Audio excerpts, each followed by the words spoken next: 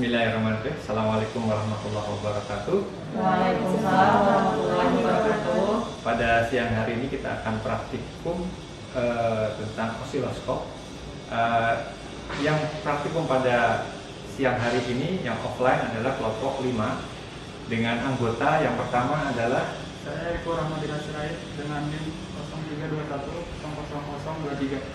Saya Najwa Rahmafasa dengan NIM 03210018. Saya Mudia Haira dengan NIM 03210016. Saya Nurjihan Evianti dengan NIM 0321000019. ya, baik. Selanjutnya kita akan memulai praktikum osiloskop. Nanti didahulukan, sebelum kita praktikum didahulukan dengan peneraan dari osiloskop tersebut, yaitu dengan mengkalibrasinya, sehingga nanti pas ketika praktikum dimulai, semua yang terukur di layar osiloskop adalah data yang sebenarnya.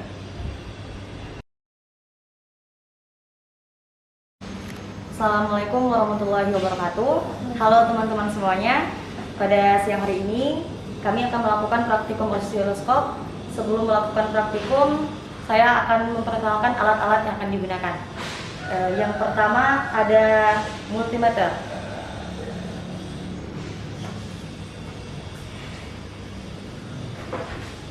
Selanjutnya ada power supply. Itu dimulai dari 3 volt, 4,5 volt, 6, 7,5 volt, dan 9 volt, dan 12 volt. Selanjutnya ada osiloskop. Untuk metadanya, kita akan melakukan kalibrasi terlebih dahulu. Selanjutnya teman-teman, kita akan mengkalibrasi osiloskop dengan saya, yaitu Najwa Rahmafasa. Pertama-tama kita nyalakan dulu osiloskopnya. Kita tunggu sampai keluar garis. Sudah keluar. Kita kali ini menggunakan channel kedua, lalu kita pastikan modenya ada di channel 2. Ini sudah di channel 2. Lalu kita posisikan garisnya agar sejajar. Pastikan HSF-nya berada pada 1 volt. Yang mana 1 volt itu artinya satu kotak itu bernilai 1 volt. Kita sejajarkan di tengah-tengah. Lalu setelahnya kita memasang kabel prop. Kita paskan, pas ada agak penjaga di sini, kita masukkan, lalu kita putar, kita kunci. Selanjutnya kita memakai kabel propnya ini berada di 1 kali. Ini tidak dipakai karena sudah satu kesatuan dengan kabel prop. Pastikan ini masih di ground, lalu kita tempelkan di 2 volt peak to peak, lalu kita naikkan ke AC. Sudah naik. Hasilnya kalibrasi selesai karena keluar. Ya, saya di sini Nurjihan Evianti. Ini melakukan percobaan pertama, yaitu mengukur tegangan DC. Kita menggunakan tegangan DC dengan alat osiloskop dan multimeter. Pertama, kita akan merangkai terlebih dahulu.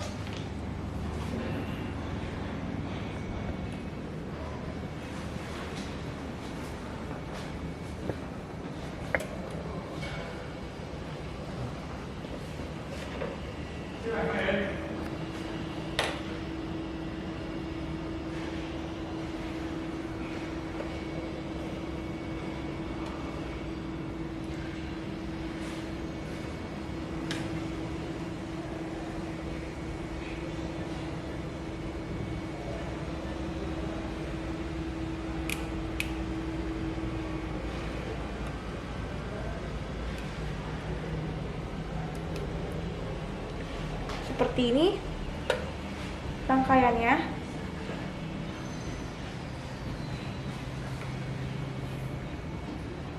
Bisa dilihat. Perlu diperhatikan, jangan sampai pro negatif dan pro positifnya jangan saling bersinggungan, karena akan terjadi hubung singkat ketika power supply-nya dinyalakan. Kita di sini akan mengukur tegangan DC, yaitu kita harus mengukur power supply-nya dulu. Yang pertama kita harus mengatur ke 3 volt terlebih dahulu. Sudah 3 volt di power supply-nya. Kemudian kita ke multimeternya. Kita mengganti ke 10 DC volt terlebih dahulu. Ini sudah teratur ke 10 DC volt, yang dimana 10 DC volt ini merupakan skala maksimal untuk perhitungan di bawah 10 volt. Kemudian di power supply-nya kita nyalakan. Setelah power supply dinyalakan, kita lihat di multimeternya. Karena kita menggunakan skala 10 DC volt, kita menggunakan yang dari 0 ini sampai ke 10 ini. Kita lihat yang di 0, yang ada di 0, 2, 4, 6, 8, 10. Jarumnya menunjukkan ada di antara persis 2 dan 4. Terletak di tengah-tengah ini, yaitu angkanya 3 volt. Bisa dilihat, berarti 3 volt. Selanjutnya kita akan mengukur tegangan DC-nya ke osiloskop. Kita akan mengukur harga skala vertikalnya di skala 0,5 volt per div dan 1 volt per div. Pertama kita akan mengukur 0,5 volt per div terlebih dahulu. Kita akan putar ke 0,5.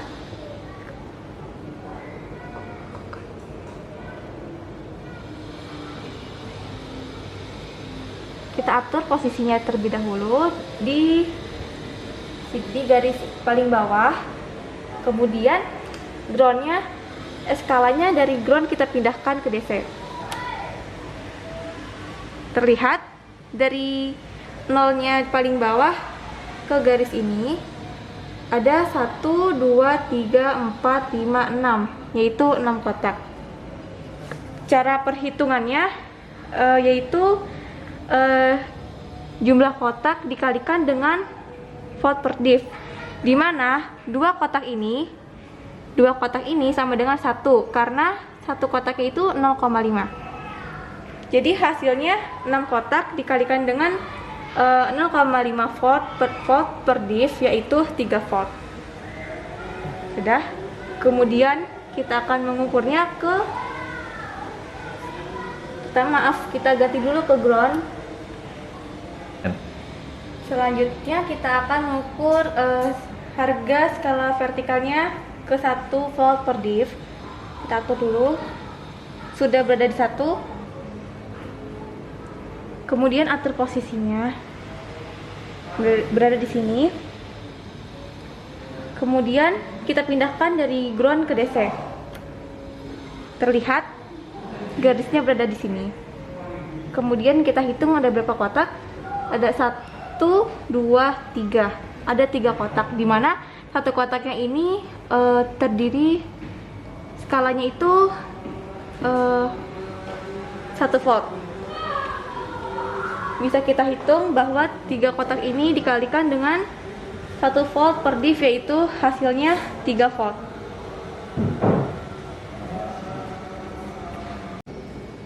Selanjutnya, untuk mengukur sumber tegangan DC berikutnya bisa dilakukan dengan langkah seperti yang di awal tadi, yaitu dengan mengatur power supply-nya bisa ke tombol 3 volt, 4,5 volt, 6 volt, 7,5 volt, 9 volt, 12 volt. Untuk 9 voltnya ini kita menggunakan 50 DC volt, karena kalau kita menggunakan 10 DC volt ini akan melebihi pengukurannya. Jadi kita menggunakan yang 50 DC volt. Dan begitupun yang 12 volt ini kita juga menggunakan yang 50 DC volt. Ya, bisa kita coba ya. Yang 12 volt ini sudah diatur ke 50 DC volt, dan yang power supply-nya kita atur ke 12 volt. Sudah diatur, dan ini hasil dari multimeter.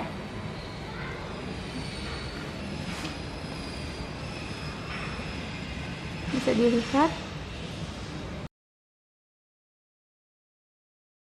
Di sini saya Riko Ramadhan Sirait akan menjelaskan mengenai frekuensi dan tegangan arus AC. Teman-teman bisa lihat di osiloskop di sini, ini sudah include generator function untuk membantu dalam perhitungan frekuensi dan tegangan arus AC. Yang dimana yang pertama ini ada function. Function ini isinya ada gelombang sinus, terus ada gelombang triangle dan gelombang square. Kemudian nanti ada range yang perlu digunakan itu ada di 1 kHz, ini untuk mengukur 500 Hz. Ada di 100 kHz untuk mengukur gelombang di 50 kHz, dan ada 1 MHz untuk mengukur gelombang di 500 kHz. Kemudian perlu dilihat juga di sini ada time per diff. Di sini ada 3 parameter. Yang pertama ada millisecond, yaitu dari 0,1 sampai 50 millisecond. Kemudian ada second dari 0,5 sampai 0,1, dan microsecond dari 50 sampai 0,2. Ini microsecond. Kemudian ada frekuensi. Di sini ini untuk melihat panjang atau kecilnya suatu pulsa. Di mana semakin panjang pulsa itu frekuensinya semakin kecil. Begitupun sebaliknya, semakin kecil pulsa, frekuensi yang dihasilkan semakin besar. Untuk mengukur frekuensi dan tegangan AC, kita memerlukan suatu konektor, yang mana untuk yang pertama ini kita hubungkan ke generator output. Itu kita kunci. Kemudian yang satu lagi pada channel 2.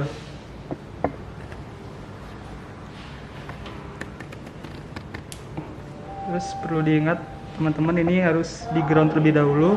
Kemudian untuk mengukur frekuensi dan tegangan AC, kita ubah ke AC, kita naikkan.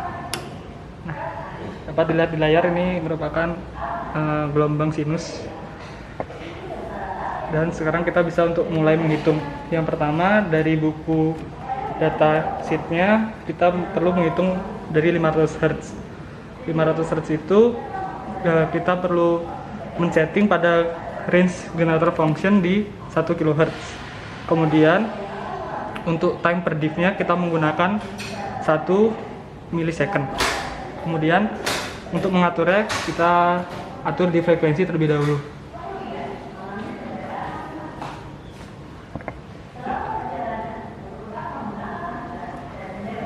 Kita atur posisinya.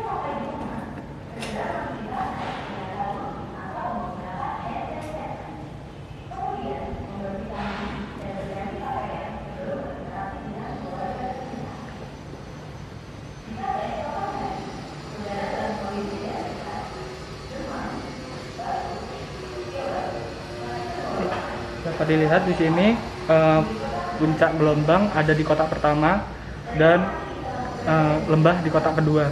Ini dilakukan untuk mendapatkan hasil 500 Hz dengan cara perhitungannya frekuensi sama dengan 1 per T, 1 per periode. Yang mana periodenya itu panjang gelombang, yaitu 1 lembah dan 1 bukit dikali dengan time per diff-nya. Di sini berarti ada 2 kotak untuk 1 lembah dan 1 bukit. Jadi 1 per 2 dikali dengan 1 millisecond. 1 millisecond sama dengan 10 pangkat min 3 second.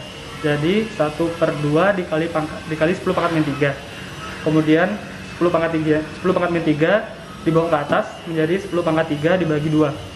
10 pangkat 3 dibagi 2 itu 500 Hz. Jadi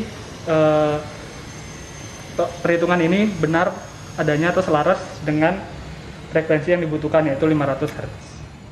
Karena kita membutuhkan 3 gelombang yang berbeda, jadi teman-teman dapat mengubahnya di function generator, yang mana ini gelombang sinus, kemudian ada gelombang triangle dan gelombang square. Jadi dapat diubah dari function di sini. Kemudian untuk selanjutnya menghitung frekuensi 50 kHz. Kita ubah dulu ke sinus untuk mempermudah. Kemudian yang kedua untuk perhitungan frekuensi 50 kHz. Bagaimana cara mendapatkannya? Teman-teman bisa lihat di sini. Time per diff-nya kita ubah ke 20 microsecond. Ya, di sini dapat dilihat masih lurus karena generator function-nya belum diubah ke range 100K. Nah, di sini teman-teman dapat melihatnya. Generator function sudah diubah ke 100K. Kemudian amplitude-nya bisa kita tinggikan menjadi 4 kotak. 1, 2, 3, 4.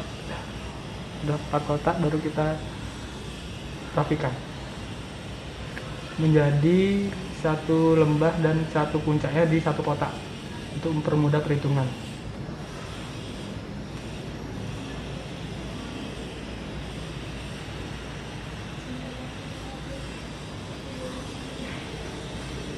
Di sini sudah pas, sudah pas. Kemudian perhitungannya sama dengan tadi, yaitu 1F sama dengan 1 per T, dimana T nya itu panjang gelombangnya ini 1 kotak dikalikan dengan time per diff nya yaitu 20 mikrosecond, yang mana 20 mikrosecond itu sama dengan 20 kali 10 pangkat min 6.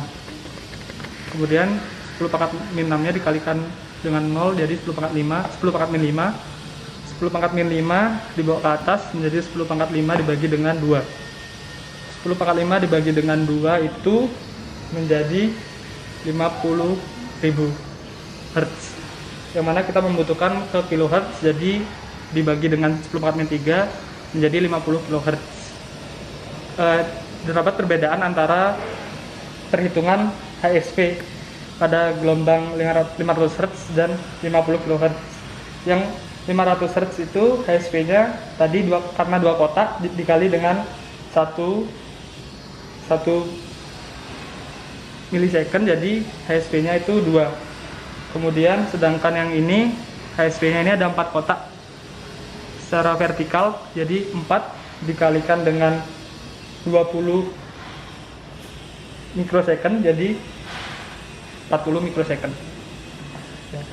Kemudian teman-teman bisa merubah functionnya ke gergaji dan ke square. Selanjutnya kita menghitung frekuensi untuk mencapai nilai 500 kHz. Kita ubah fungsinya dulu ke sinus, gelombang sinus untuk mempermudah. Kemudian ingat range-nya untuk gelombang 500 kHz kita ubah ke 1 mega.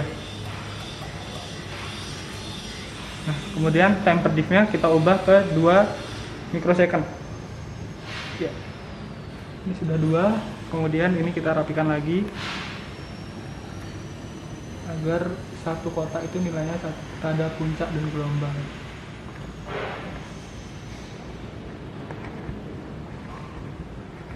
Ini sudah pas, satu puncak dan satu gelombang. Ini sama kayak tadi untuk HSP-nya, sama kayak sebelumnya.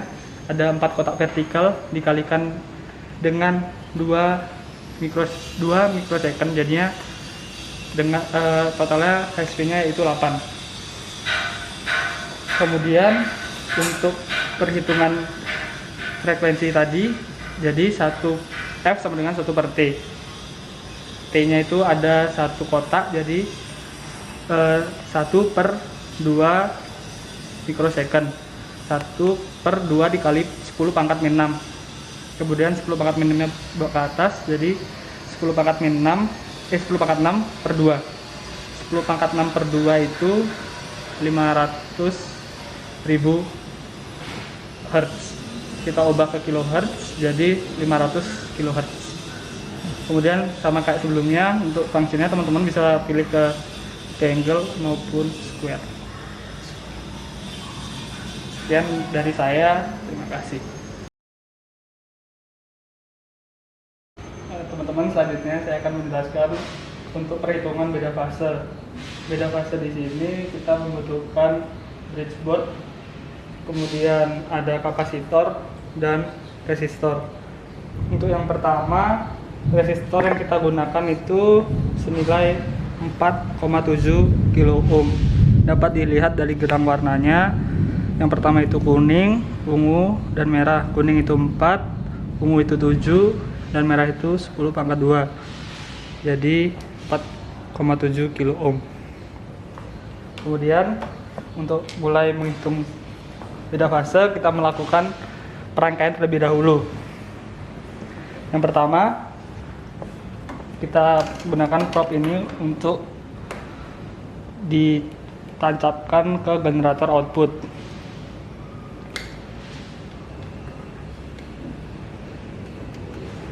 Dikunci, terus prop kedua kita gunakan di channel 2 atau channel Y.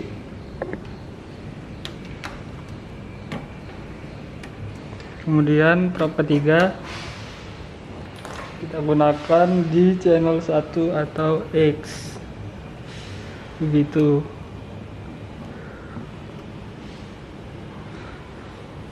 Kemudian kita mulai merangkai kapasitor dan resistor. Kita memakai kapasitor dengan ukuran 473.000 picofarad, atau kita ubah ke mikrofarad dikalikan dengan 10⁻⁶ jadi 0,047 mikrofarad. Kemudian ini resistor yang sudah saya jelaskan tadi. Kemudian dapat dirangkai seperti ini.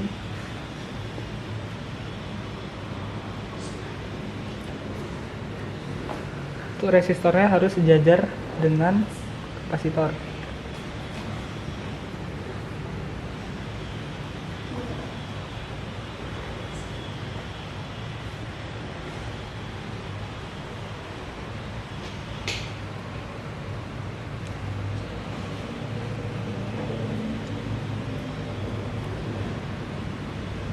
Ya.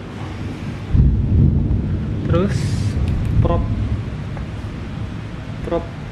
positif kita taruh di kapasitor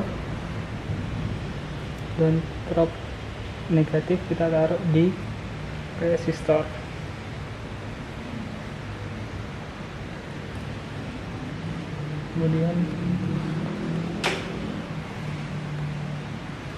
Kemudian ini dapat kita hubungkan karena ini netral keduanya.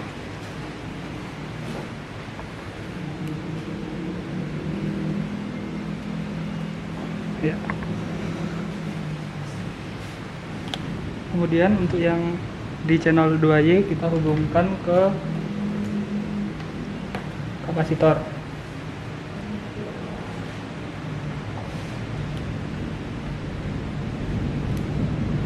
Kemudian untuk yang di channel 1 atau X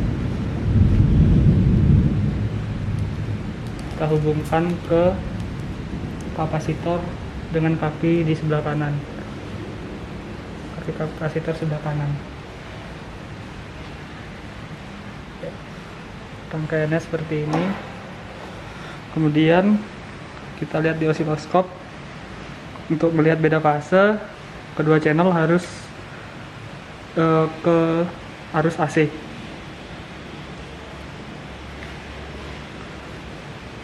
Arus AC dulu. Kemudian untuk temper diff-nya kita taruh di XY.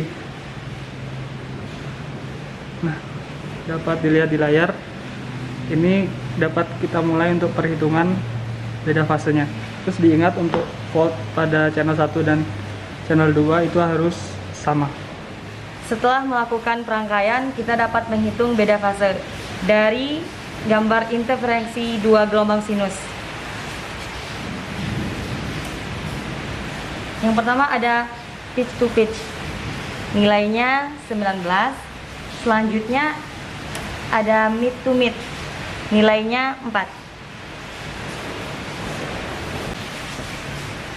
Selanjutnya untuk menghitung beda fase kedua gelombang, kita menggunakan rumus Pi dengan B per A di arkesin. Lalu untuk percobaan kedua, kita mengganti resistornya yang bernilai 2K2. Ini merupakan hasil dari kita menggunakan resistor 2K2 ohm dengan A peak to peaknya 18, dihitung dari bawah ke atas. Lalu kita kembalikan lagi dengan mid to mid B-nya yaitu 9.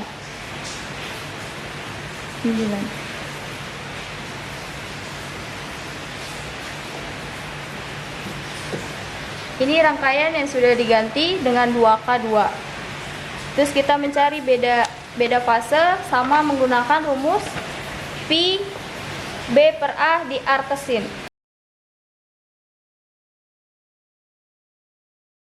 Demikian praktikum osiloskop yang dilakukan oleh Najwa, Riko, Mudia, dan Jihan terkait osiloskop. Selanjutnya kepada Ketua Kelompok 5 kami persilahkan. Terima kasih teman-teman. Mungkin itu dari kami. Mohon maaf jika ada kesalahan kata ataupun informasi yang kurang jelas dalam pelaksanaan praktikum osiloskop hari ini. Kami ucapkan terima kasih. Selanjutnya kami tutup dengan Assalamualaikum warahmatullahi wabarakatuh. Waalaikumsalam warahmatullahi wabarakatuh.